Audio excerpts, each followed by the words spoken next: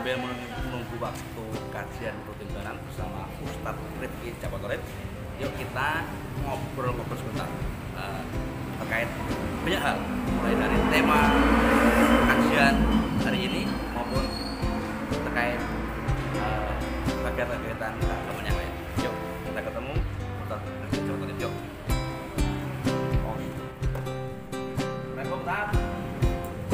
Waalaikumsalam warahmatullahi Mas Dwi, bagaimana kabarnya? Abu Nana semakin ganteng aja. Yuk kita ngobrol bentar yuk. Ini nulis apa tadi?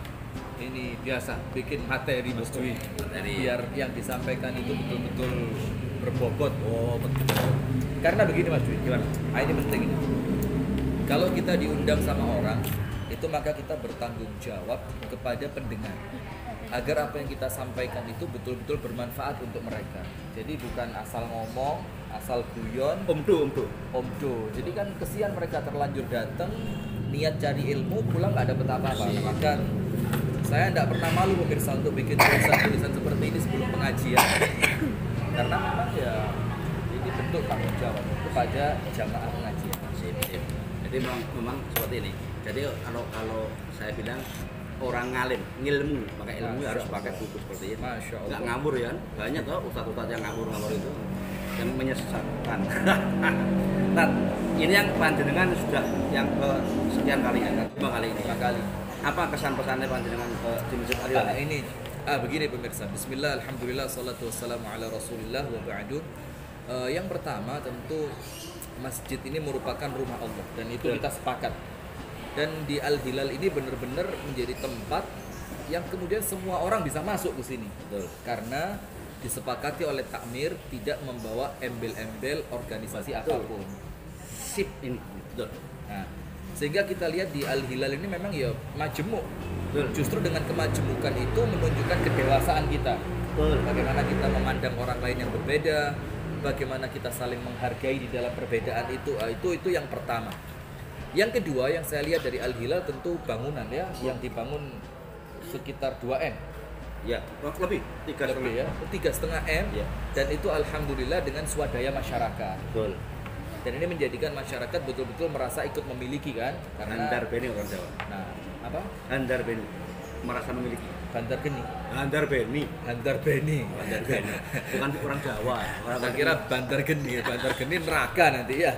Nah, kemudian yang ketiga itu saya baru tahu ya kira-kira setelah masuk ke Al-Hilal ini, ternyata di masjid ini kegiatan sosialnya luar biasa. Dan itulah pemirsa fungsi dari masjid, di mana di zaman Rasulullah masjid itu ya pusat segalanya, pusat pendidikan, pusat sosial, pusat untuk merancang strategi, pusat untuk mereka-mereka yang bermasalah, untuk mereka mendapatkan solusi. Dan di Masjid Al-Hilal dapat itu. Betul. Ada berapa kegiatan Mas Dwi? Banyak sekali. Berapa kegiatan? Banyak sekali. Nomor 1 yang per pekan. Per pekan itu Jumat berkah makan siang gratis. Gratis. Semua jamaah? Semua jamaah. Bahkan musafir yang kelaparan sekalipun bisa makan di sini. Berapa porsi biasanya? Rata-rata 300 sampai 350 porsi. Kebetulan Allah. saya seksi dapurnya. Nah, Makanya gedut. bagian dapur ya, incip-incip terus. Masya Allah. Satu hal yang perlu kami sampaikan bahwasanya kegiatan Jumat berkah makan siang gratis itu ikut membantu memberdayakan membantu mereka dalam rangka pemberdayaan UMKM, Usaha kecil menengah. betul. Karena apa? Karena yang masak tiap Jumat itu ganti-ganti dari jamaah kita yang punya usaha. Ini yang penting pemirsa, artinya betul-betul masjid itu mengakomodir potensi yang dimiliki oleh jamaah. Ada yang punya warung, ayo barangnya diambil, dibagikan Jumat depan, diganti lagi siapa yang masak. Nah, ini jadi betul-betul menggali potensi dari jamaah untuk jamaah. Betul. Satu hal lagi, ini jadi uang untuk kegiatan ini semuanya berasal dari kota infak.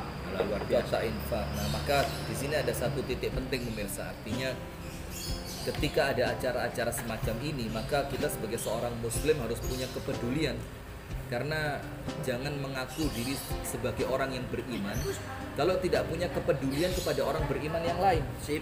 Nah, maka harta yang pada hakikatnya nampaknya Anda keluarkan dari kantong untuk kemudian acara sosial. Nah, seperti ini 50.000 gitu ya. Silakan, bismillah, serius ini. Terima kasih. Mudah-mudahan tidak riak ya, Allahumma amin. Sudah? Ini mesti. Tapi serius ini, bismillah, mudah-mudahan berkah. Amin, amin, amin. Nah, pada hakikatnya yang kita keluarkan itu bukan hilang, tapi kita pindahkan dari rekening dunia dipindah ke rekening akhirat. Sip. Ini. Jadi Bagus. kita sekedar mentransfer saja. Betul. Dan itu tetap milik kita, bahkan Allah Ta'ala akan menjadikannya semakin banyak. Maka jangan sampai ketinggalan, dan itu termasuk dari makna sedekah jariyah yang pahalanya tidak terputus walaupun nafas kita sudah terhenti. Mengalir terus-menerus. Mengalir terus-menerus sampai hari kiamat. Nah, kemudian Biasa. itu yang acara sosial setiap Mingguan. pekan, Oke. mingguan. Kemudian yang bulanan, Oke, nah, yang bulanan ini yang punya namanya divisinya Soikem. Soikem. Divisi sosial kemasyarakatan. bukan soimah, Bukan, Soikem tak penyanyi itu. Ini Soikem. Soikem. Sosial kemasyarakatan. sosial Ini kemasyarakatan. Yang memotori Abah Hemik Mustaqim bersama adik kita Yubi Muhendakso. Masya Ini kegiatannya Allah. salah satunya setiap bulan sembako dan santunan. Iya. Kemudian kita punya bedah rumah. Itu bedah rumah ini rutin setiap bulan atau ada event-event tertentu aja? Kondisional. Kondisional. Kalau pas infaknya panjenengan banyak, nanti kita bisa. Nah, itu. Karena kalau bedah rumah itu biayanya banyak. Ya, Biayanya nggak kecil ya. banyak itu. Puluhan juta.